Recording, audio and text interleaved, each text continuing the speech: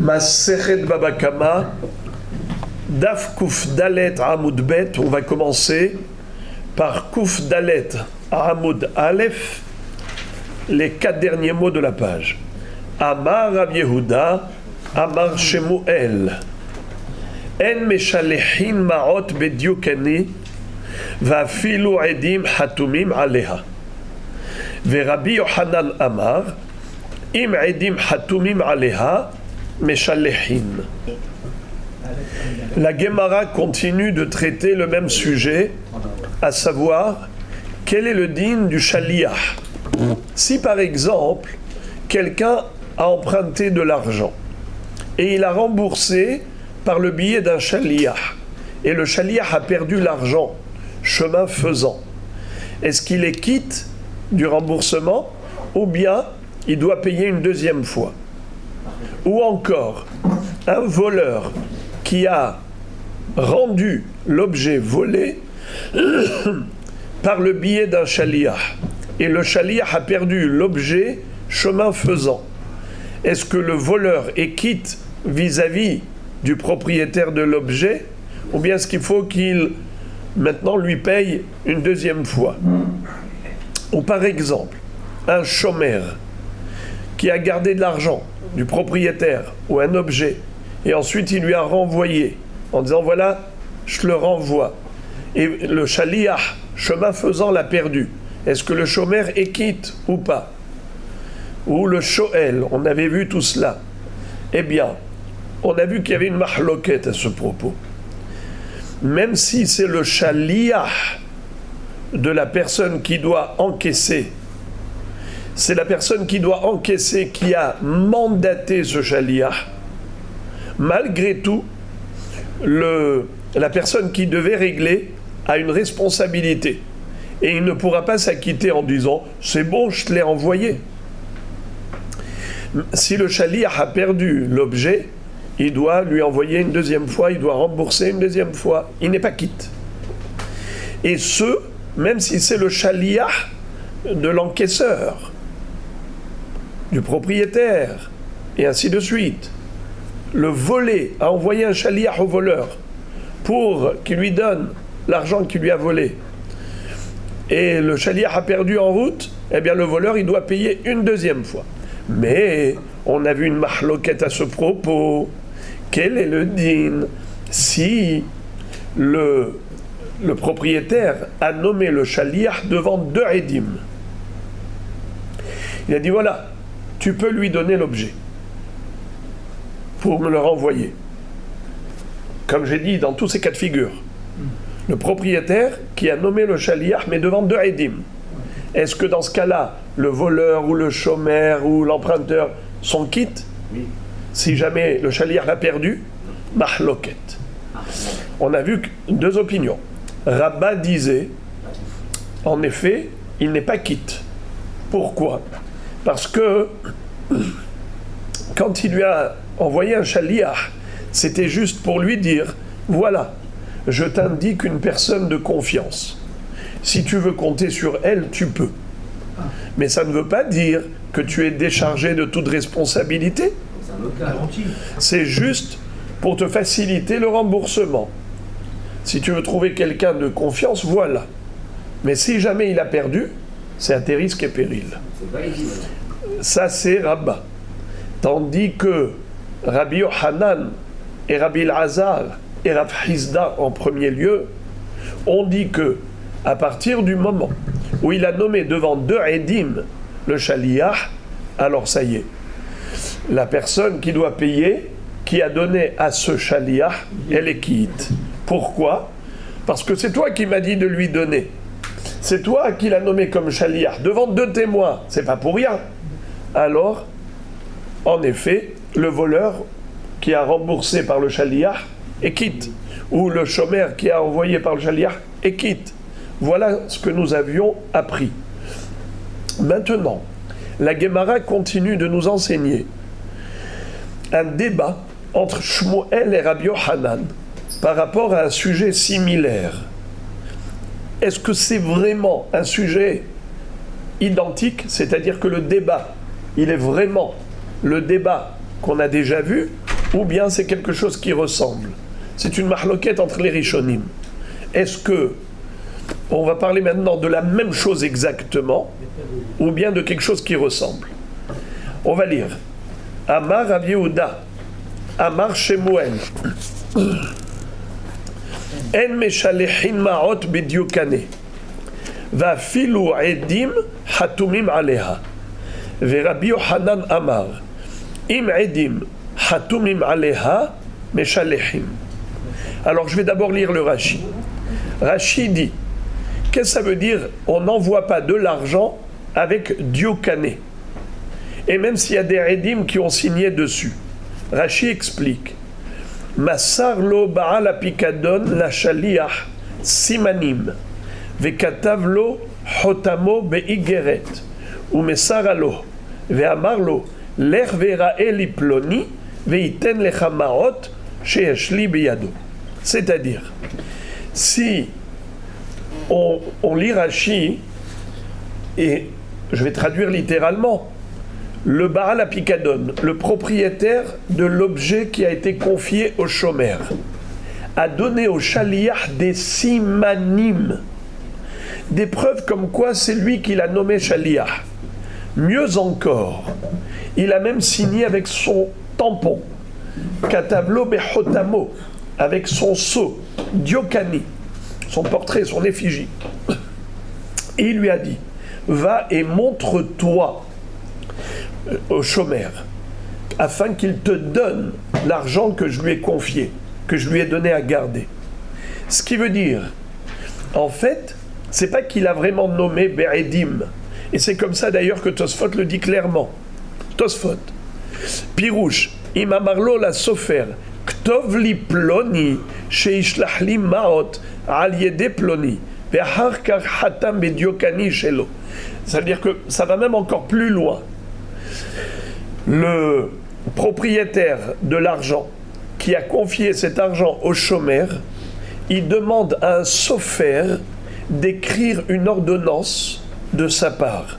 Il dit, voilà, écris-lui qu'il m'envoie mon argent par le biais de ce shaliach. Et il a signé avec son tampon, sa signature, son tampon.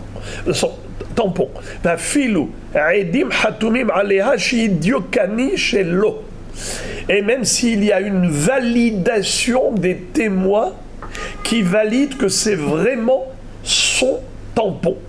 Comme quoi c'est vraiment la signature du propriétaire qui lui demande de lui envoyer l'argent. Et non mo'il. Selon Shmuel, il dit En meshalechin ma'ot bediokane va filu edim hatumim alea. C'est-à-dire, on n'envoie pas l'argent. Ça veut dire quoi, on n'envoie pas l'argent? Si le shomer a envoyé l'argent, c'est à ses risques et périls. Pourquoi? Parce que si, chemin faisant, le shomer va perdre cet argent, eh bien, c'est à la responsabilité du shomer. Le propriétaire va lui dire moi, j'ai voulu te faciliter le travail, je t'ai envoyé quelqu'un de confiance. Et je t'ai même demandé de lui donner. Mais ça ne veut pas dire que je t'ai déchargé de ta responsabilité. Si jamais il y a eu un incident et qu'en route il a perdu l'argent, tu devras me payer une deuxième fois. Tosfot précise, écoutez bien ce que dit Tosfot. Aval, imayu hatumim alze. Mais si les témoins sont témoins du mandat, c'est pas qu'ils ont témoigné que le tampon est un vrai tampon et que la signature, c'est la signature du propriétaire. C'est pas de cela qu'ils témoignent. Ils témoignent de beaucoup plus. Ils témoignent de la mission qu'a donné le propriétaire de l'argent au shaliach. Et ils témoignent, ils disent, nous avons vu que le propriétaire de cet argent a nommé cet homme shaliach devant nous pour aller chercher son argent. Dans ce cas-là, dit Tosfot, même Shmuel serait d'accord, même Shmuel serait d'accord qu'il est patour. Le shaliach. Le shaliach Non, pas le shaliach est patour. Non, celui qui rembourse. Le shomer qui a donné au shaliach est patour. Oui, bien sûr. Oui. C'est de ça qu'on parle. Ou bien le voleur qui a donné au shaliach est patour. Pourquoi? Parce que ça s'appelle shaliach be'edim. Dans ce cas-là, Shmuel va se joindre à la liste des Amoraïm qui ont dit shaliach be'edim, c'est un bon shaliach. C'était qui? Rav Hizda, Rabbi Yohanan et Rabbi Elazar qui ont dit que shaliach be'edim, ça marche.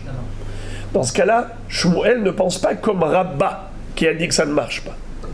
Là, il penserait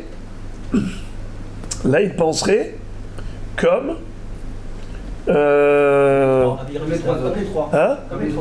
comme les trois autres, exactement. Très bien. Mais Rabbi Yohanan, lui, pousse le bouchon encore plus loin. Non seulement que dans le cas où il les a nommés Be'edim, comme on avait vu dans le cas précédent, où il a nommé Be'edim, c'est sûr que ça marche. Mais encore mieux, même s'il n'a pas nommé le shaliach Be'edim, il lui a juste donné des simanim, un diokani, c'est-à-dire il lui a donné un papier, une ordonnance que lui donne au shomer. Il dit au shomer, donne-lui. Et il signe. Et il tamponne. Mais il n'y a pas de edim. Les edim, juste, ils ont signé comme quoi le tampon est un vrai tampon et que la signature est une vraie signature. Mais ils n'ont pas témoigné du mandat. Ils n'ont pas témoigné de la mission. Ils n'ont pas vu la mission. Eh bien, pour Rabbi Yohanan, c'est lui qui dit que c'est pas grave. C'est Rabbi Yohanan qui dit que c'est comme si il avait nommé Be'edim. Mais Shmuel dit non. Shmuel distingue entre mandaté devant des témoins ou bien il n'a pas mandaté devant des témoins. Il a juste signé une demande en disant Monsieur Shomer ou Monsieur Voleur, donne l'argent que tu me dois au shaliach pour moi. Dans ce cas-là, est-ce que ça décharge l'envoyeur? Est-ce que ça décharge le Shomer ou le voleur? Eh bien, Shmuel dit non, il n'est pas déchargé pour autant. Et Rabbi Yohanan dit oui, il est déchargé pour autant. Mais tout le monde serait d'accord d'après Tosfot que s'il avait nommé Be'edim, c'est-à-dire qu'il témoigne, il signe comme quoi ce shaliach a été mandaté par lui, eh bien en effet ça marche. Ça veut dire que Shmuel se joindrait aux autres hachamim. Mais pas tout le monde pense comme ça. Il y en a qui veulent dire qu'ici va filu edim hatumim alea, c'est-à-dire que Mamash il a mandaté Be'edim. C'est pas juste qu'il témoigne que le tampon est un vrai tampon, que la signature est une vraie signature. Il témoigne d'avoir vu comment le propriétaire a nommé le shaliach. Et dans ce cas-là, c'est la mahloquette classique. Shmuel il pense comme Rabba que ça marche pas, même si c'est Be'edim. Et Rabbi Yohanan, fidèle à sa propre opinion, comme il a déjà dit, que ça marche. Pourquoi ça marcherait pas? Eh bien parce que vous n'étiez pas là le jour où on a étudié. Pourquoi ça ne marche pas? D'après Rabba, il avait dit que quand il nomme quelqu'un devant deux témoins, c'est parce qu'il veut lui dire, si tu cherches quelqu'un de confiance, le voilà. Mais je ne te dis pas que pour autant tu es déchargé. C'est juste t'indiquer une personne de confiance pour que tu puisses compter sur elle. Mais ça t'est risque et péril, pas à mes dépens. Ah, c'est mignon cette explication, mais Tachlis, s'il lui dit vraiment, voilà, c'est vraiment cette personne, non, il lui pas parce que cette truc là, cette feinte, mais vraiment. C'est-à-dire, comme on le dit vraiment texto, il serait d'accord. S'il lui dit clairement, je te décharge, bien sûr qu'il est déchargé. Et d'ailleurs, on va tout de suite, la Gemara va poser la question qui vous perturbe. Regardez tout de suite. La Gemara dit, Amré, li Shmuel maïta kanata. Alors, selon Shmuel, comment peut-on faire si on veut nommer un shaliach et décharger l'envoyeur, décharger le shomer, décharger le voleur, décharger l'emprunteur? Comment on peut faire pour décharger? Eh bien, regardez comment on peut décharger. Maïta kanata, qui a des Rabbi Abba, comme Rabbi Abba l'avait fait. Qui a des Rabbi Abba, Have Masik Zouzeb et des Rabbi Yosef Bar Hama. Un jour, Rabbi Abba avait prêté de l'argent à Rav Yosef Bar Hama, à Marlé les Rav Safra. Il a dit à Rav Safra, lorsque tu vas voyager là-bas, sache que dans cette ville où tu vas voyager, il y a Rav Yosef Bar Hama qui habite là-bas. Ça m'arrangerait fortement que tu ailles chez lui et que tu lui dises que je voudrais qu'il me rembourse par ton billet. Tu es mon shaliach. Vas-y encaisser mon argent et tu me rapportes mon argent. Alors, qui azale atam, lorsqu'il est allé là-bas, dans la ville de Rav Yosef Bar Hama, il a frappé à la porte et il dit, moi Rav Safra, je suis shaliach de Rabbi Abba pour venir encaisser l'argent que vous lui devez. Il vous a prêté de l'argent. Donnez-moi cet argent pour lui. Qu'est-ce qui s'est passé? Rabbi Yosef Bar Hama avait un fils extraordinaire. Il s'appelait Rava. C'est le fameux Abaye et Rava de tout le chasse. Rava, c'était le fils de Rabbi Yosef Bar Hama. Et il vient et il dit à Rav Safra, tu es shaliach? Il lui dit, écoutez ça. Qui azale atam amarle Rava bere. Rava, le fils de Rabbi Yosef, lui a dit, mi katav lecha itkabalti. Est-ce qu'il t'a écrit un papier, un reçu, où il y a écrit itkabalti? Comme ça, nous, si on te donne l'argent, on a un reçu. Comme quoi, il a reçu l'argent par ton billet. Comme ça, si jamais tu perds l'argent chemin faisant, nous, on n'est plus responsables. Mais si tu n'as pas de reçu de sa part, où il a écrit Kabbalti, nous, on ne te donne pas l'argent. Parce que si jamais tu te fais voler ou tu le perds, on va devoir payer une deuxième fois. Non, non, non. Amarle lo. Rav Safra a dit non, il ne m'a pas donné de reçu. Ihachi zil beresha virtov lecha itkabalti. Dans ce cas-là, si tu veux qu'on te rembourse, va chercher le reçu. Il y a écrit Kabbalti. Là, on te paye. Après ça, tout de suite, Rava s'est ravisé. Les sauf, finalement, à Marlé, il lui a dit Ikatav lecha namehit Kabbalti lafklumhu. Même s'il t'écrit un reçu, comme quoi Kibalti est à Kesef, nous, on ne te donne pas l'argent. Pourquoi? Dilma, car peut-être, Ade Atit, Shachiv Rabbi Abba, Venaflu Zouze, Kameyatme, Veit Kabalti de Rabbi Abba, Lavklumhu. Car nous craignons que Rabbi Abba, qui a pris de l'âge, peut-être qu'il va décéder en attendant. Et lorsque tu vas apporter l'argent à Rabbi Abba ne sera plus de ce monde. À qui tu vas donner l'argent?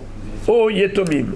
Mais imaginons que chemin faisant, tu as perdu l'argent, ou tu te l'es fait voler. L'argent n'a pas atteint son objectif, il n'a pas atteint la destination. Car tu n'as même pas donné l'argent au Yetomim. Si tu ramènes l'argent au Yetomim, tout va bien. Mais imaginons que tu perds l'argent. Imaginons que tu perds de l'argent en chemin faisant. Alors qu'est-ce qu'il a écrit, Rabbi Abba? Hit Kabalti, j'ai reçu, mais on sait qu'il n'a rien reçu. Et s'il n'a rien reçu, qu'est-ce qu'on va dire? Même s'il n'a pas reçu, même s'il a perdu, tant pis pour lui. Il a écrit Kabalti. C'est à cela que sert le reçu. Ça sert à décharger le payeur. Mais les héritiers vont dire, papa a déchargé le shaliach, mais papa n'avait pas encore reçu cet argent pour décharger le shaliach. C'est-à-dire, le bonhomme, il doit l'argent. Et le bonhomme, il doit l'argent. À qui il doit l'argent? Ou au père, ou aux héritiers, si le père n'est plus là. C'est une dette. Maintenant, qu'est-ce que peut dire le père? Il peut dire, si jamais il arrive quelque chose, que l'argent n'arrive pas entre mes mains, moi je ne vais pas te poursuivre en justice. Car pour moi, c'est comme si je l'ai reçu. C'est comme, itkabalti, c'est comme si j'ai reçu l'argent. Je te décharge. Oui, mais les héritiers disent, nous on ne te décharge pas. Cet argent nous appartient. car c'est une dette. Toute dette qu'on doit au père, tant que ça n'a pas encore été remboursé au père, en main propre, il n'a pas encore reçu. Cet argent, on le doit aux héritiers, car soit on doit au père, soit on doit aux héritiers. C'est une dette. Le père, il était d'accord de décharger le payeur, l'emprunteur, mais le fils n'est pas d'accord de décharger l'emprunteur. Donc qui est le créancier? C'était le père. C'est devenu les héritiers. Alors Rava raisonne, il dit, ok, tu vas revenir avec un papier, Hitkabalti. Qu'est-ce que ça veut dire Hitkabalti? J'ai reçu. Mais il n'a pas reçu. Si, son chaliar, c'est Kemoto. Shloho shel Adam Kemoto, on ne le dit que pour quelque chose qui a une halout. Qu'est-ce que ça veut dire une halout? Par exemple, la Torah nous dit que si on envoie un guet par le shaliach, c'est comme Shloho shel Adam Kemoto. Si on envoie des kiddushin par shaliach, Shloho shel Adam Kemoto. D'où on l'apprend? Parce que vous allez dire Shloho shel Adam Kemoto? C'est faux. Il faut un pasouk pour Girushin. Quel pasouk? Vechatabla sefer keritut venatan biyada veshilecha mi beto. Donc il y a un pasouk, veshilecha melamed sha'ish ose shaliach, veshilecha melamed sha'isha ose shaliach, vav veshilecha melamed sha'shaliach ose shaliach. D'où on apprend pour kiddushin que le mari peut envoyer des kiddushin à une jeune fille, du guet. Comment on apprend du guet? Non, veyatsa. La Torah a juxtaposé le veyatsa vehaïta. Veyatsa mi beto vehaïta leishaher. Mais kishavaya la yetsia. Kiddushin à girushin. Comme girushin peut se faire avec shaliach, la Torah elle a écrit un verbe spécial à côté de girushin pour les comparer, pour dire que la shlichut ça marche même pour kiddushin comme pour girushin. D'où on sait que la shlichut elle marche pour la terouma. Si j'envoie quelqu'un pour prélever la terouma, d'où sait-on que s'il prélève ça marche comme le Baal Habayit lui-même? Kiddushin de Girushin. Non. On l'apprend dans le pasouk. Kentarimu gam atem. Gam les rabot shlohachem. D'où on apprend que si j'envoie quelqu'un pour faire la shrita d'un korban pesach, le shaliach c'est comme le bonhomme lui-même qui a fait la shrita. Shloho shel Adam kemoto. D'où on apprend. C'est un pasouk. Veshahatu oto kol keal adat Israël ben arbaim. Vechikol akal kulam shohatim ve'alo eno shohet ela ehad ela mikan sheshluho shel Adam kemoto. Ça veut dire que pour chaque chose, il a fallu apporter une preuve, une référence thoraïque pour dire shluho shel Adam kemoto. C'est pas une svara. C'est pas une svara. Et donc, ma pitom, toi maintenant tu as donné au shaliach, tu t'es déchargé. Mais non, c'est pas donné au Baal Habayit. C'est la raison pour laquelle il dit écris-moi et Kabbal qui s'est reçu pour nous décharger. Qui nous a déchargé? Le père. Mais le père n'était plus là. C'est les enfants qui doivent encaisser. Qui va encaisser l'argent? Si le bonhomme il amène l'argent et le père n'est plus là, qui va encaisser cet argent? Les héritiers. Donc les héritiers, ce sont eux maintenant qui sont les détenteurs du pouvoir de renoncer ou pas, et de décharger ou pas l'emprunteur. C'est la raison pour laquelle il dit ça me suffit même pas que tu ailles me chercher le mot Itkabalti, parce que peut-être ce papier il sera nul et non avenu si jamais il décède. Alors on devra payer une deuxième fois, on veut pas. Alors qu'est-ce que tu veux? Alors la Gemara dit Maïta Kanata. Regardez-moi ça. Alors Amar Lebela Maïta Kanata, quelle pourrait être la solution? Regardez-moi ça. Il lui dit Zil niknin hulecha agav ara'a veta'at ketoblan itkabalti. Il lui dit tu veux pouvoir nous convaincre pour qu'on te donne l'argent. Regarde, la seule chose qui pourrait nous rassurer, c'est qu'il te donne à toi, Rav Safra, la propriété sur cette dette. C'est-à-dire que le créancier, désormais, ce n'est plus lui, Rabbi Abba, mais toi, Rav Safra, le shaliach. Et comment il va t'offrir cet argent? Eh bien, qu'il te fasse kinyan agav, qui te donne, par exemple, 1 cm² du patrimoine immobilier qu'il possède, et agav, qui te donne de l'immobilier, il te donne aussi le mobilier. Parce que vous connaissez le kinyan agav. Je peux vous vendre une voiture en même temps qu'un bien immobilier. Le bien immobilier, il est en Australie, et la voiture, elle est à Paris, et je vous vends les deux avec le kinyan, tu me donnes de l'argent, je te vends l'immobilier, et agav l'immobilier, la voiture qui est mobilier. Là aussi, agav qui te donne 1 centimètre de bien immobilier qu'il possède, et agav cela, il te donne la créance. Il t'offre la créance. Tu deviens toi le créancier. Et évidemment, il sait que cet argent, tu vas le lui remettre, parce qu'il te connaît, toi, Rav Safra. Tu es le grand tzaddik, Rav Safra, avec Dover Emet Bilvavo. Vous connaissez l'histoire dans la Gemara, comment il était honnête. Donc, il pouvait compter sur lui pour qu'il lui donne l'argent. Mais c'est le seul moyen de pouvoir nous rassurer.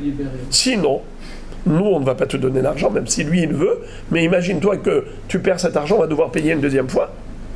Et sur quoi s'est appuyé Rabbi Abba? Mais peut-être que Rav Safra va se garder l'argent pour lui-même. Vous imaginez, puisqu'il lui a offert la créance, Bekinyan Agav. Agav l'immobilier, il lui a donné 1 centimètre d'immobilier, plus la créance. Mais peut-être que Rav Safra va exploiter cette situation de faiblesse de Rabbi Abba et il va garder l'argent pour lui. Mais Rabbi Abba savait que Rav Safra ne va pas le trahir. Rav Safra, c'était un homme d'une honnêteté incroyable. La Gemara raconte qu'un jour, Rav Safra voulait vendre un objet à quelqu'un et l'autre a voulu négocier et il n'a pas voulu payer le prix. Et donc il est parti en disant ah non, au prix que tu veux toi Rav Safra, je ne l'achèterai pas.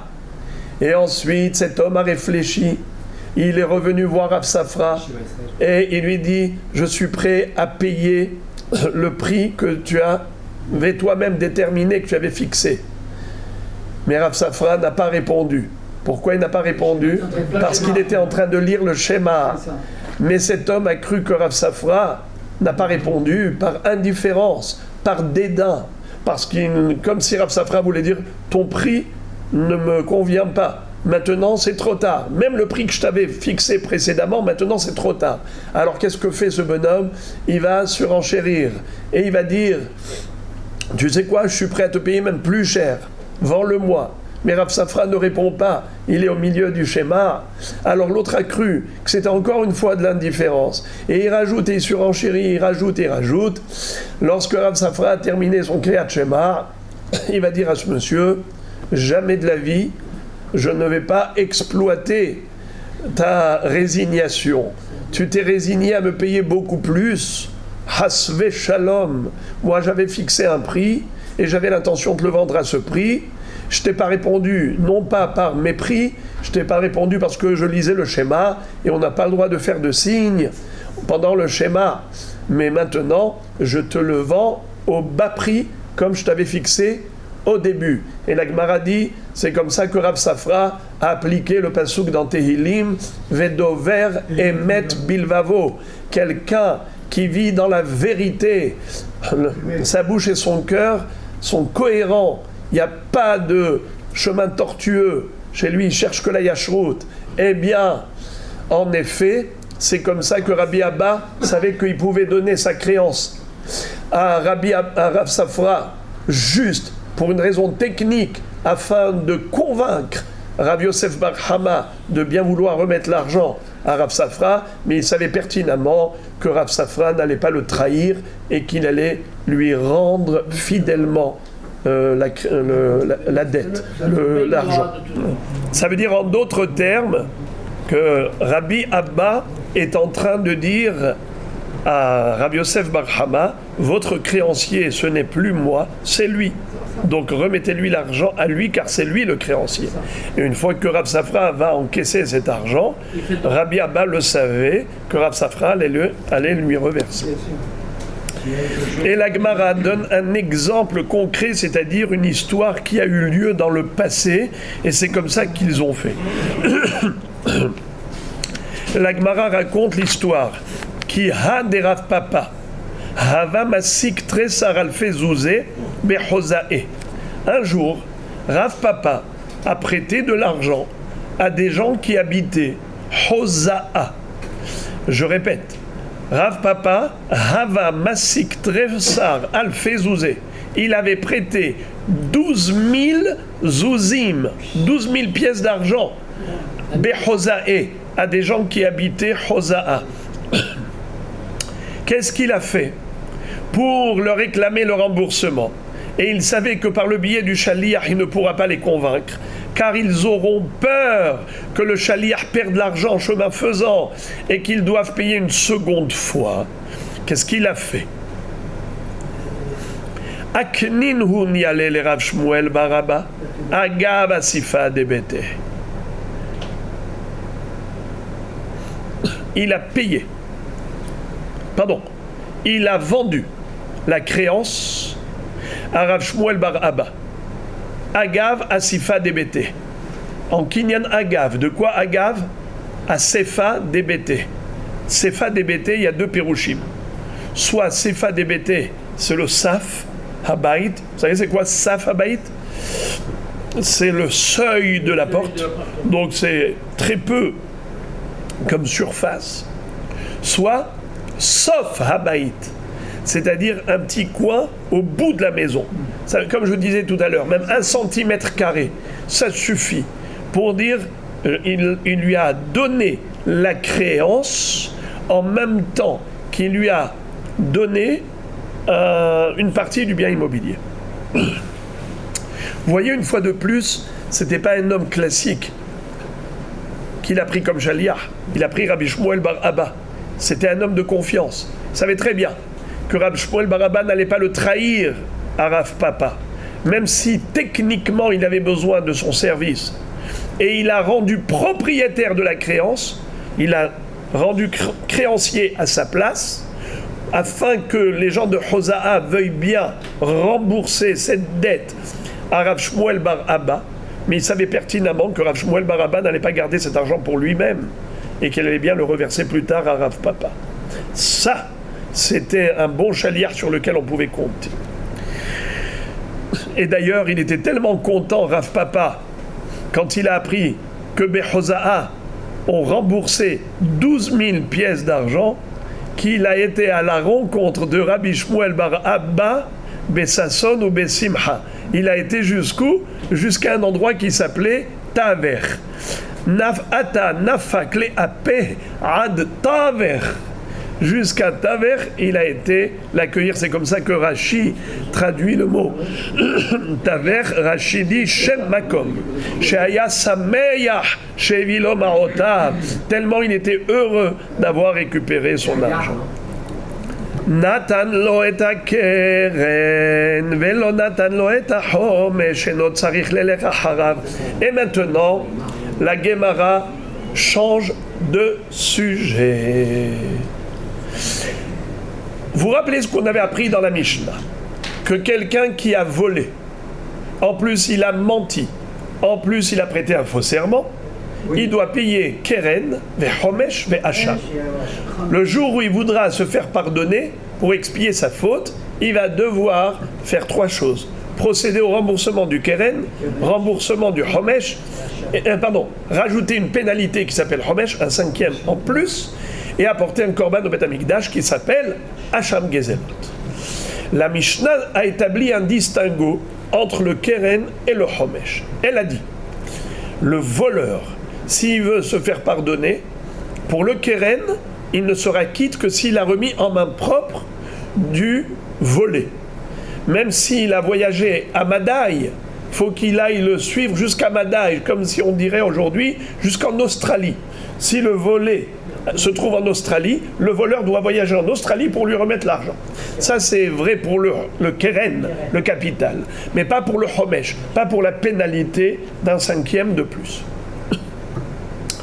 La Gemara déduit Alma homesh mamonahu vehimaït meshalmele yorshin, c'est-à-dire a priori on pourrait se poser la question, quel est le statut de ce homesh?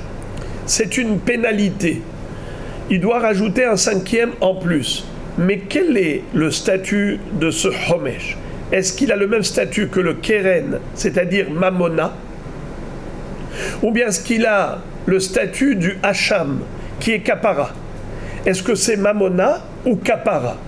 Quelle est la différence? La différence, c'est de savoir est-ce que les héritiers doivent payer le homesh à la place de leur père. Imaginons le voleur est décédé. Les héritiers ont hérité des biens immobiliers de leur père. Ils doivent payer le keren, c'est évident. Car les biens qu'ils ont hérités, les biens immobiliers, sont assujettis au remboursement de l'objet volé. Puisqu'au moment du vol, il avait ses biens immobiliers. Donc automatiquement, il y a un assujettissement des biens immobiliers au remboursement. Mais ça, c'est vrai pour ce qui est mamona, pas pour ce qui est kapara. Parce que, par exemple, le korban hacham, les héritiers n'ont pas besoin d'apporter un korban hacham pour expier la faute de leur père. Car on n'apporte pas un korban hacham en tant que kapara pour les morts, que pour les vivants. Alors, si on dit que le homesh, c'est kapara comme le hacham, alors les héritiers n'ont pas à payer le homesh si le père est décédé. Mais si on dit que le homesh, c'est un statut de mamona, alors de la même façon qu'ils doivent payer le keren à la place du père, ainsi ils doivent payer le homesh à la place du père. Donc reverser à l'homme volé le keren et le homesh. C'est le safek de la Gemara. On peut dire que le homesh, c'est kapara, on peut dire que c'est mamona. Mais la Gemara déduit que oui, c'est mamona. Quelle est la preuve ? D'après Rashi, c'est comme ça que Rashi explique la Gemara. Il y a d'autres Rishonim qui expliquent autrement que Rashi, mais moi je vous dis d'après Rashi.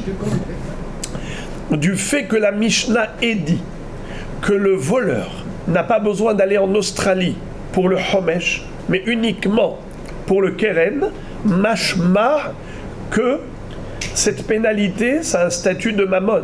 Car si c'était une kapara, c'est évident qu'il n'a pas besoin, lui, le voleur, d'aller jusqu'en Australie, car c'est juste une kapara. Alors, c'est kapara. Hein? C'est mamona ou kapara? Si c'était kapara, c'est évident qu'il n'a pas besoin d'y aller jusqu'à Madaï. Si la Mishnah a besoin de le dire, mashma que c'est mamona. C'est comme ça, je vous lis Rashi. Rashi dit comme ça. Homsha mamonaou, mi deitzterich le mitne, enot sarich le lecha harav, alma mamonaou gabé. Sous-entendu que c'est du mammon. C'est pour ça qu'on avait besoin d'établir le distinguo. Car si ce n'était pas du mammon, c'est évident qu'il n'a pas besoin d'aller jusqu'à Madaï. Mais en plus, une incidence, ou une autre incidence de cette définition. Est-ce que la définition du homesh, c'est mamona ou kapara? Quel est le din si le bonhomme n'a pas payé le homesh? Est-ce que le voleur peut le poursuivre en justice? Alors ça dépend. Si tu dis que c'est une kapara, il ne peut pas le poursuivre en justice. De la même façon qu'il ne peut pas le poursuivre en justice pour apporter le korban hacham, ainsi il ne peut pas le poursuivre en justice pour payer le homesh. Mais si c'est mamona, il peut le poursuivre en justice. Donc en effet, si c'est mamona comme la Gemara l'a dit, il peut le poursuivre en justice pour payer le homesh en plus. Et encore une autre incidence, maintenant Rabotai, c'est les héritiers. Est-ce que les héritiers doivent payer le keren, le homesh? Le keren, c'est sûr. Est-ce qu'ils doivent payer aussi le homesh? Eh bien, si on dit que c'est mamona, oui. Si on dit que c'est kapara, non. Ils n'ont pas besoin de payer la kapara pour leur père. Hein? Eh bien voilà, la Gemara vient de dire que oui, on le sait.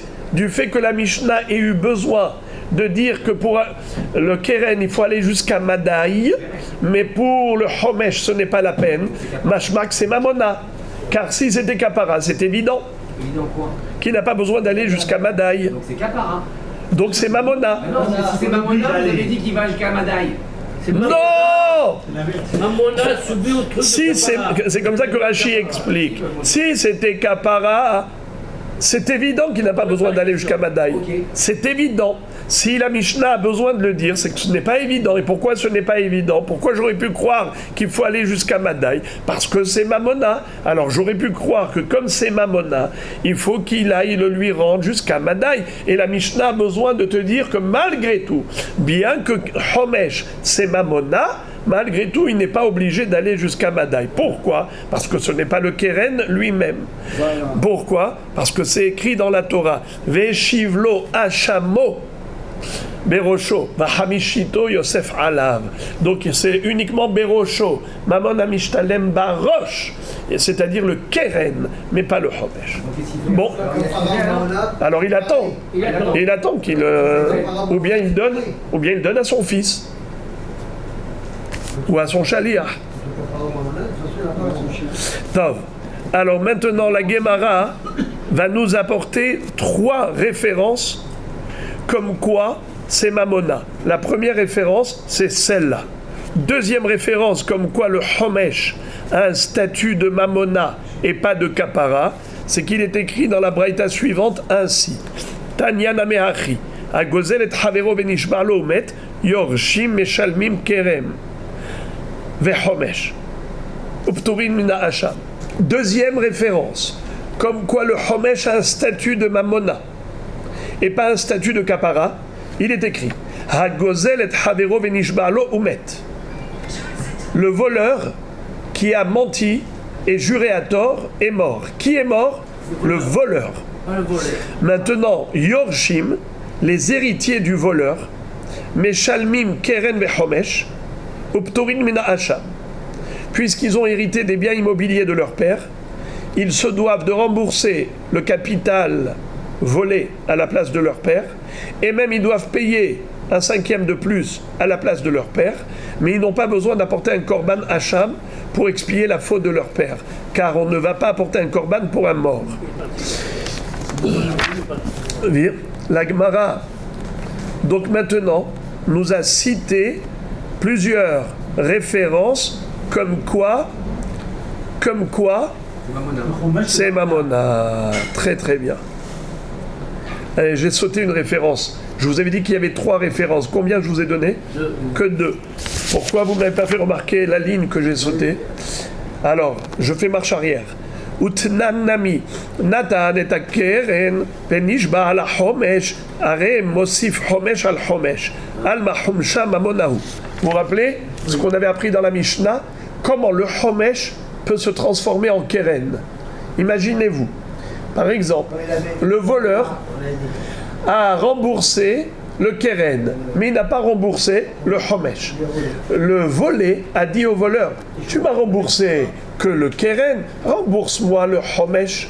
Il lui dit, mais le Homesh, je te l'ai déjà remboursé. Il dit, c'est pas vrai. Je te jure que j'ai remboursé.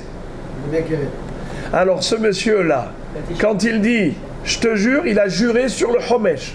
Alors maintenant, quand il voudra faire teshuva, il vient et dit Hatati, Aviti, Pashati, pardon, je voudrais réparer ma faute. Qu'est-ce qu'on va lui dire? Paye maintenant le Homesh et un Homesh sur le Homesh. Tu vas payer d'abord le Homesh et un Homesh sur le Homesh. Pourquoi? Car le Homesh pour lequel tu as juré à tort, ça devient Keren. Et maintenant tu vas payer un Homesh sur ce Homesh parce que c'est le Homesh sur le Keren. Donc tu vois que le Homesh c'est Mamona et c'est pas Kapara. Donc on a 3 références pour dire que le Homesh c'est Mamona. La Gemara maintenant pose une question et elle dit: je suis très étonné. Veyorshim bene shalume humsha de avu onavu todarabba. Est-ce qu'on peut dire une chose pareille, que les héritiers du voleur ont le devoir de payer pas seulement le capital au volé, mais même le homesh de leur père, ce que leur père aurait dû payer? Urminhi. Pourtant, on a appris le contraire dans la braïta suivante. Qu'est-ce qu'elle dit, cette braïta? Adain ani omer ma'atay eno meshalem homesh al gezel aviv Bisman shelo nishba lohu velo aviv hu velo aviv aviv velo hu velo aviv aviv velo hu ve aviv minain Talmud lomar asher gazal asher ashak vehu lo gazal velo ashak. Qu'est-ce qu'elle dit cette baraïta? Rashi nous dit que cette baraïta en fait elle figure dans Torah de Kohanim. Vous savez c'est quoi Torah de Kohanim? C'est une compilation de Midrashim sur le Sefer Vaïkra. Là-bas, il est écrit, à la fin de la paracha de Vaïkra, c'est là-bas où on parle de Hacham Gezelot. Et la Torah nous dit que ce Hacham Gezelot, il peut avoir lieu dans n'importe lequel des cas suivants.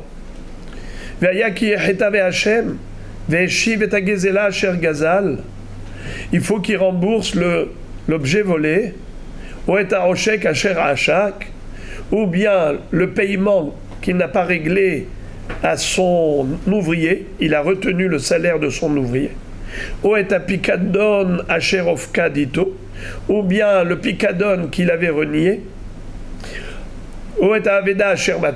ou l'objet qu'il avait trouvé qu'il a nié en plus, ensuite. Vous avez compris les amis.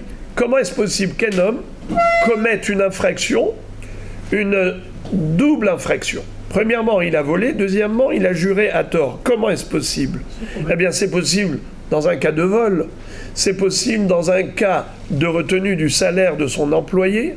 C'est possible dans un cas de picadon, c'est-à-dire un dépôt. Tu m'as déposé de l'argent pour que je te le garde et après je le nie. Ça s'appelle Kofer Bapikadon. Ou encore, Aveda, j'ai trouvé une liasse d'argent dans un portefeuille avec la carte d'identité et on lui dit, monsieur, tu as trouvé ce portefeuille, il y a des témoins. Il dit, oui, c'est vrai, mais en attendant, je l'ai perdu, c'est tombé dans la mer, ou bien on me l'a volé, mais Kitsour, il peut raconter n'importe quoi. Eh bien, cet homme, le jour où il voudra faire teshuva, il faut qu'il rembourse Keren, Homesh et Hacham. Alors, la Braïta nous dit, tout cela, c'est valable pour le voleur lui-même, mais qu'en est-il des héritiers du voleur? Si le voleur est mort, est-ce que ses enfants ont la même responsabilité pour pouvoir expier la faute? Regardez, ça commence à devenir subtil, mais je sais que vous êtes hyper intelligent, vous n'allez pas perdre le fil. Regardez qu'est-ce que dit la Braïta. Urminu, Adaïn ani Omer, Rashi cite le début de cette Baraïta. Ça veut dire qu'on ne peut rien comprendre. Quand on lit la Gemara, on ne comprend rien. Heureusement que Rashi, notre lumière est là. Et il nous dit, Recha de Torah de Kohanim. Le début de cette Baraïta figure dans Torah de Kohanim. Qu'est-ce qui est écrit là-bas? Asher Gazal Al Gezelo Mosif Homesh Velo Al Gezelat Aviv. D'où apprend-on que l'héritier n'a pas besoin de payer le Homesh pour la faute de son père qui a volé, car il est écrit dans la Torah Veshiv et Gezela Asher Gazal. Il rendra l'objet volé qu'il a volé. Boker Tov. Il rendra l'objet volé qu'il a volé, évidemment. Si c'est un objet volé, donc il a volé, pourquoi la Torah se répète? C'est pour dire, c'est seulement le voleur, mais pas les héritiers du voleur. Asher Gazal Hu Velo Gezel Aviv. Seulement, le voleur a le devoir de payer le Homesh, mais si le voleur est décédé, il n'a pas encore payé le Homesh. Les héritiers n'ont pas besoin de payer le Homesh à sa place. Ils doivent payer que le Keren, le capital, mais pas le Homesh. Et la Braïta continue. Ce que la Gemara nous cite, c'est la suite. Adaïn ani Omer. Je peux encore dire. Al Gezel Aviv. Quand est-ce que l'héritier n'a pas besoin de payer le Homesh pour le Gezel de son père? Bisman shelo nishba lo velo aviv. Seulement si ni lui ni son père n'ont juré à tort. Hu velo aviv, mais si lui a juré à tort, c'est-à-dire le fils a nié. Le fils a nié en disant au volé, mon père ne te doit pas le Homesh, il te l'a déjà payé. Il jure. Alors que c'est faux. Ou velo aviv, ou bien aviv velo, ou bien le père avait juré à tort pour nier, ou bien hu ve aviv minaïn, ou bien il dit mon père t'a jamais, excusez-moi, on parle pas du Homesh, on parle du Keren lui-même. Le fils a nié le Keren, le fils a juré pour nier le Keren de son père. Il dit mon père t'a jamais volé. ou bien le père, c'est lui qui a juré à tort. Je vois pas le cas. Je t'ai jamais volé. Ou bien les deux ont juré. Ou bien aucun des deux n'a juré. Vous avez compris les 4 cas de figure? Aucun des deux n'a juré. Ou bien l'un des deux a juré, ou le père ou le fils. Ou bien les deux ont juré. C'est ce que nous dit la Braïta.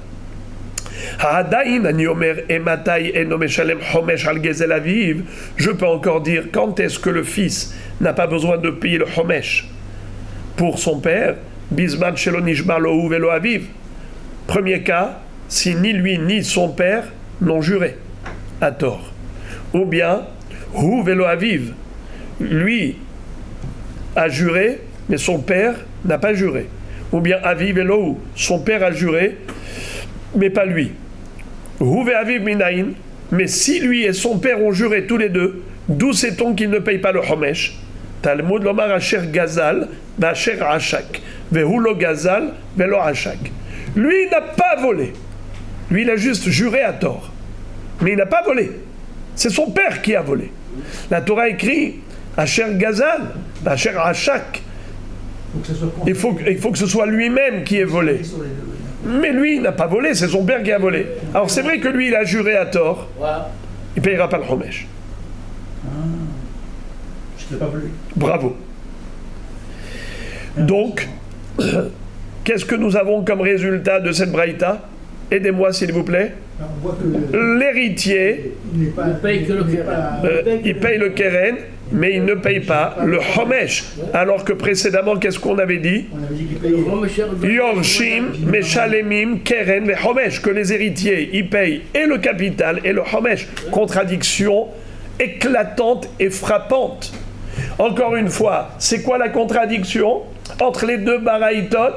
La première baraïta a dit que les héritiers du voleur doivent payer le capital et le homesh, alors que la deuxième baraïta, elle dit qu'ils ne payent que le keren, mais pas le homesh. C'est très fort comme question. La réponse. Amarav Nachman, la kashia. Ce n'est pas contradictoire. Kan shehoda, kan shelohoda. Qu'est-ce que ça veut dire? Le père de son vivant avait-il reconnu la faute, oui ou non? Oui, son vivant. Si le voleur, lorsqu'il était vivant, il avait déjà avoué sa faute, alors dans ce cas-là, déjà de son vivant, il devait payer le keren et le homesh. Maintenant qu'il est mort, c'est ça. Maintenant qu'il est mort, les héritiers doivent payer le keren et le homesh. Mais la braïta qui dit qu'ils n'ont pas besoin de payer le homesh, c'est lorsque le père de son vivant n'a pas reconnu. C'est les héritiers qui ont reconnu. Alors là, ils ne payent pas le homesh. Eux ne payent que le keren. Comment ils l'ont reconnu? Je n'ai pas compris. Ils disent papa a volé. Oui, mais puisque lui, il n'a pas reconnu, comment ça que... Ils l'ont vu voler. Ah, ils l'ont vu, d'accord. Alors eux reconnaissent le vol du père. Ils ne payent que le keren, mais ils ne payent pas homesh et ni hacham. Tandis que si le père avait reconnu de son vivant, alors ils devront payer keren et homesh, mais pas hacham. Donc c'est pas une contradiction. C'est pas contradictoire. C'est deux cas différents. La Gemara s'étonne de cette réponse et elle dit Ilohoda keren nami lo meshalem. Si le père n'a pas reconnu de son vivant le vol, alors même s'ils ont vu leur père voler, ils n'ont pas besoin de payer le keren à la place du père. Vechitema hachinami de lo meshalem. Et si vous allez me dire qu'en effet ils ne payent pas le keren, c'est pas possible. Veha mideka mehedara homesh les memra de keren meshalem. Si tu vois que la braïta ne les a dispensés de payer que le homesh, mashma que le keren, ils doivent le payer. Et pourquoi ils ont besoin de payer pour leur père? Mais le père n'a pas reconnu de son vivant qu'il a volé. Alors quoi, maintenant les enfants ils doivent payer tous les vols du père? Ve'od Tanya. D'ailleurs, nous avons encore une braïta qui dit Ve'adain ani omer. D'ailleurs, c'est la suite de la braïta. Ve'adain ani omer. Et mata yu meshalem keren al gezel aviv bizman shenishba hu ve'aviv. Aviv Elohu, hu velo aviv, lohu velo aviv minayin, Talmud lomar, gezela veroshek aveda ou pikadon. Yesh Talmud.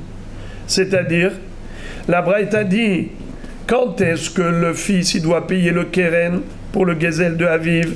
C'est seulement lorsque Nishba ou ve Aviv, lorsque lui et le père tous les deux, ils ont fait la chevoa de Sheker.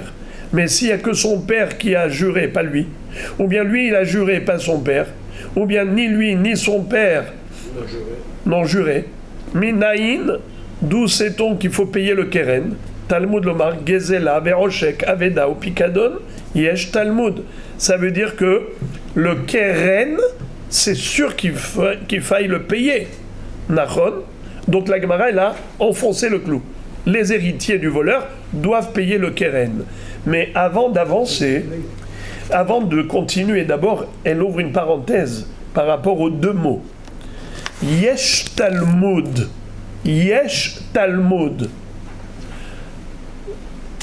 Quand le fils a entendu le père dire Yesh Talmud, il y avait Hacham, Yativ Ravun avec Amar le Hashmata, Amar le Rabba Bere, Yesh Talmud ka Amar Mar, ou Ish Talmud ka Amar Mar. Il a dit, papa, qui parle à qui? Rabba Baravuna parle à son père Ravuna. Il dit, papa, est-ce que j'ai bien entendu ce que tu disais? Tu as terminé la braïta en disant Yesh Talmud, ou bien tu as dit Ish Talmud? Je n'ai pas bien entendu. Papa, répète s'il te plaît. Est-ce que tu as dit Ish Talmud ou bien tu as dit Yesh Talmud? Il y a une grande différence. Si tu dis Yesh Talmud, c'est des psukim de la Torah. Si tu dis Ish Talmud, ça veut dire qu'il faudra payer. Ça veut dire que c'est juste une logique. Il faut payer par logique. Ou bien il faut payer parce que tu as déduit ça du pasuk. La Braïta a déduit ça du pasuk. Je n'ai pas bien compris. Il lui a dit à Marley Yesh Talmud Kamina. J'ai dit Yesh Talmud. Ou Miribouya Dekrae. C'est des psukim qu'on apprend ça. Alors, la Gemara dit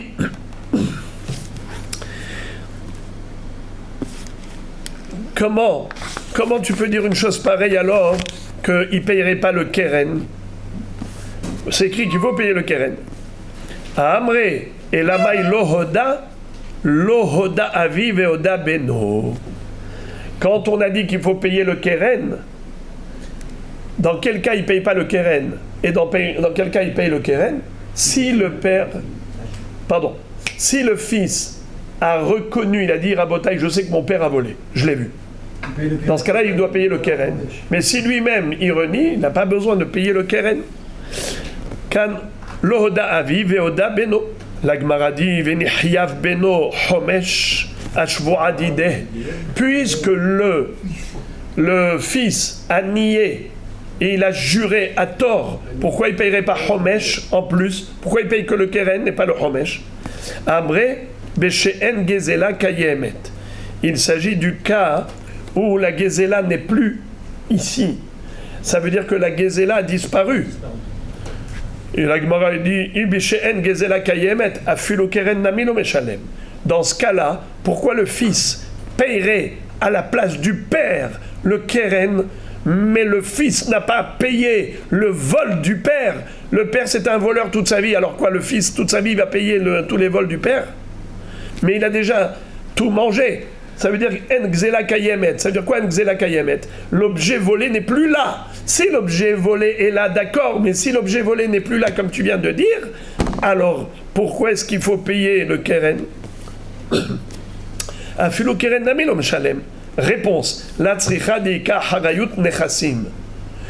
Ici, il s'agit du cas où le père a laissé des biens immobiliers comme héritage. Alors, s'il y a des biens immobiliers, les biens immobiliers, ils sont assujettis au remboursement du keren. Puisque le voleur a laissé un patrimoine immobilier, ce patrimoine immobilier qu'il a laissé, il y a dessus une hypothèque, il y a dessus un assujettissement de remboursement au volé. La Gemara dit V'chika harayut nechassim ayhave milve alpei ou milve alpei eno gove lo min hayorshim velo min halekuchot. Excuse me, j'ai une question à te poser. Nous avons une règle. Si jamais un homme a emprunté de l'argent,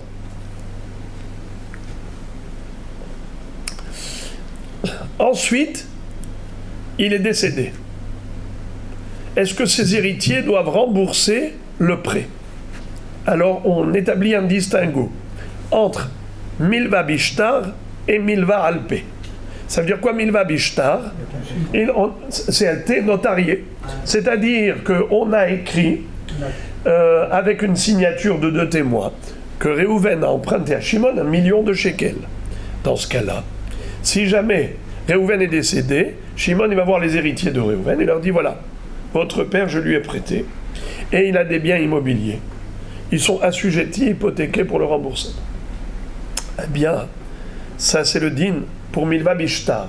Mais s'il n'y avait pas d'écriture, si c'était Milva Alpé, alors malheureusement il a perdu son argent. Si les héritiers ne veulent pas rembourser, tant pis pour lui. Pourquoi ? Car les biens ne sont pas hypothéqués pour le remboursement d'un prêt oral, uniquement pour un prêt écrit. Alors la Gemara dit, le voleur et le volé. Le voleur, il doit de l'argent au volé. Comment ça s'appelle cette dette ? Est-ce que c'est une dette orale ou une dette écrite ? Orale. Alors les héritiers n'ont pas à payer une dette orale. Pourquoi tu as dit que les héritiers doivent payer le keren ? Parce qu'ils ont hérité des biens immobiliers de leur père voleur. Mais la dette du voleur envers le volé, c'est une dette orale. Et on a déjà dit qu'il n'y a pas d'obligation pour les héritiers de payer une dette orale. Il n'y a pas d'obligation, mais si on a une. S'il a une des chamas, une beurre, la Gemara répond, chez Ahmad Bedin.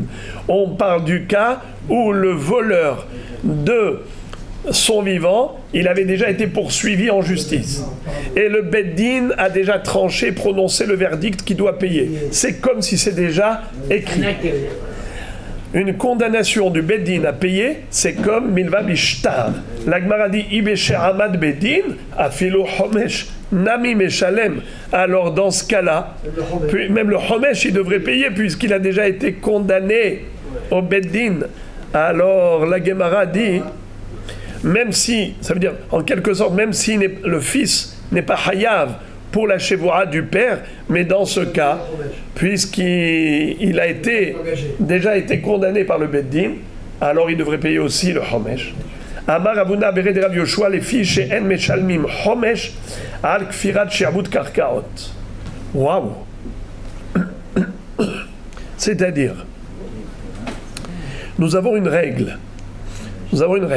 Vous savez que la chevoura, par exemple, je vous donne un exemple. Est-ce qu'il existe chevoura pour le karka ? Je vous donne un exemple. Réhouven et Shimon. Réhouven dit à Shimon, je t'ai prêté 10 000 shekels. Shimon répond, tu ne m'as prêté que 5 000 shekels. Qu'est-ce qui va se passer ? Il paye les 5 000 et il jure pour nier les autres 5 000. Voilà. Maintenant, je vous pose une autre question. S'il y en a un qui dit à l'autre, écoute, je t'ai prêté 2 karkaot. Je t'ai prêté 2 terrains. Lorsqu'ils disent pas vrai, tu m'as prêté qu'un seul terrain. Est-ce qu'il doit jurer pour le deuxième terrain ? Un terrain qu'il reconnaît, il lui rend, et l'autre terrain qu'il renie, qu'il nie, il jure pas. Pourquoi ? Il n'y a pas de chevoura pour de l'immobilier. Le chevoura, c'est que sur le mobilier. Il n'y a pas de serment à prêter pour tout ce qui est immobilier. Alors maintenant, on a dit que la dette qu'a l'héritier envers le volé à cause de son père voleur, c'est parce que les biens immobiliers qu'il a hérités de son père sont hypothéqués pour le remboursement du vol. Et pourquoi ils sont hypothéqués ? Parce que le Beddin avait déjà tranché du vivant du père. Et quand c'est déjà tranché par le Beddin, c'est considéré comme Milva Bishtar, comme écrit. Alors, la Gemara dit, dans ce cas-là, alors même le Keren, la Gemara dit non. Pourquoi ? Il n'est pas Hayav. Alors même le Homesh, excusez-moi. Pas seulement le Keren, alors même le Homesh. La Gemara dit non. Le Homesh, c'est juste par rapport au serment. Quelqu'un qui vole, il doit le capital, il ne doit pas le Homesh. Le Homesh, il est par rapport à quoi ? Par rapport au faux serment. Mais il n'y a pas de notion de chevoura sur des biens immobiliers. Donc le Homesh, Ils ne sont pas obligés de le payer. Le Chomesh, ils ne sont pas obligés de le payer parce qu'il est relatif à la Shevoa. Et la Shevoa, elle est par rapport maintenant, le devoir, il est que par rapport au Karkaot. Et il n'y a pas de notion de Chomesh al Kfirat She'abud Karkaot. Alors la Gemara donne une deuxième réponse à cette question, et c'est le mot de la fin. Rava Amar, Hachabemai Askinan, Kegon Shaita Diskia Shel Aviv, Mufkedet Biad Acherim, Keren Meshalem, Deaite, Chomesh Lo Meshalem, Dechi Ishtaba, Bekushta Ishtaba, Dehalo Avayada. Qu'est-ce que ça veut dire? Imaginons que le fils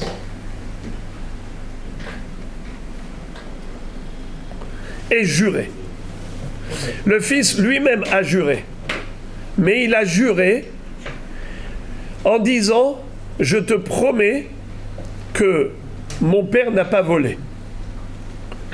Je te promets que mon père n'a pas volé. » Et il jure que son père n'a pas volé. À qui il dit ça? Le fils du voleur, au volé. Le volé, qu'est-ce qu'il lui dit? « Je te promets que ton père m'a volé une pochette d'argent. Il y avait dedans 1 million de shekels. Ton père m'a volé. » Il a dit « Je te jure que mon père ne t'a pas volé. » Alors maintenant, qu'est-ce qui va se passer? Le Chomesh, par rapport au père. Déjà, le père avait volé.